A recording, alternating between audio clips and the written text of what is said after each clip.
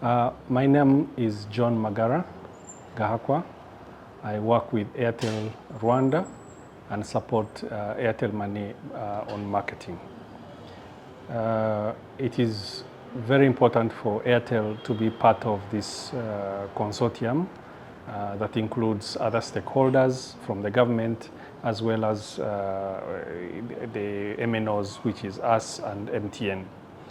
The purpose of this campaign is very simple. We need to create awareness and enable all our respective customers and the general public to know how they can protect themselves from the fraud that is starting to grow in the country. The fraud that we have seen is mostly or primarily on social engineering, whereby you receive people calling you, telling you stories, and trying to get you to give them your money. One thing I can assure you is that the systems and the platforms that we use are extremely secure at a world-class level, and they are continuously monitored and upgraded.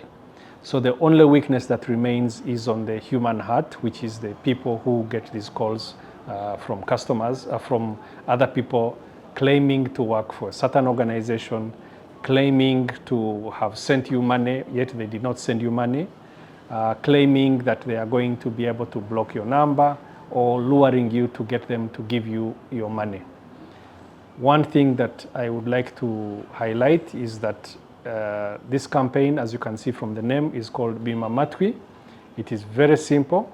We need to deny them audience, which is why we have this symbol that we are using collectively. Deny them audience. So if someone is telling you that they have sent you money, they're going to block your number. AIRTEL, MTN will never do that. Will never call you on such an issue unless you have sent a request to us. But for us to initiate that call, we never do that. So do not listen to those people, because the more you listen, the more they tell you things which will cause you to one way or for one reason to send them money. The second thing is that the weakness that we have observed from the cases that have come over the last 1 year are mostly or primarily from the people.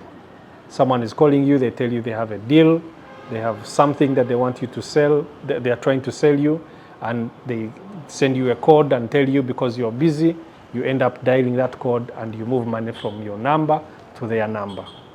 The second thing is you need to be cautious and know the person who is calling me, if they work for MTN, why are they calling me using an AIRTEL number?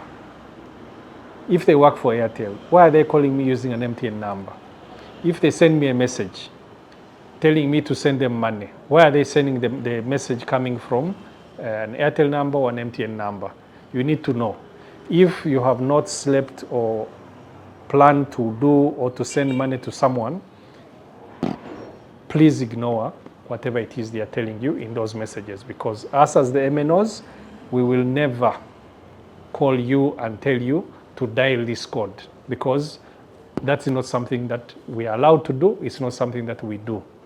So we want the public to be aware, to be careful, and to make sure that before you take an action that includes sending money to someone, take a step back and ask yourself, do I know this person? Is this something that is genuine?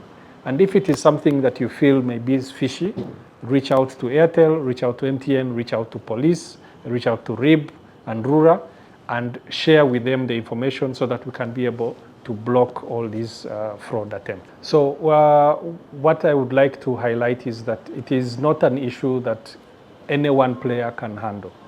It is an issue that is continuously evolving. So when we block something, they come up with a new story. They come up with a new way to defraud people. So what we want to do is to have every Rwandan or every person who uses mobile money services, who sends and receives money, to know the basics. Number one, you have SIM cards.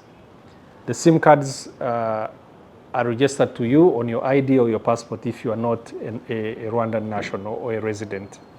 You need to know the law. The law states that you can only have 3 SIM cards registered on you per MNO, which is either MTN or AIRTEL. You need to check and see the SIM cards that are registered to me. Do I really need them?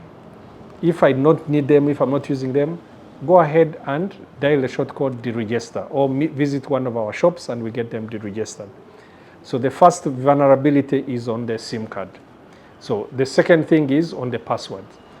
People have not yet reached the point where they know that if I share my PIN with someone, then I have exposed whatever is kept on my wallet. And that is something that we, as the MNOs, cannot protect you, because we give you the opportunity to set the PIN. You set the PIN yourself. If you share it, then you're opening the door to these people. And the more we continue to listen to them, the more they start to grow. So what you're seeing is, in the past, before this type of fraud was coming, not just even in Rwanda, across the entire world, the trend was on violent crime. So they use either a weapon or something across the world to take something from you.